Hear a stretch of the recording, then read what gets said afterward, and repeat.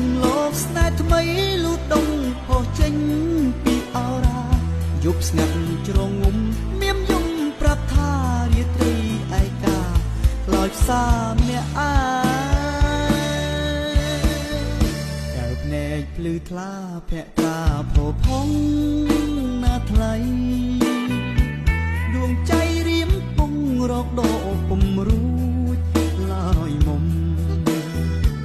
មិនធ្វើប្រងើយដាក់ខ្ញុំសំងំ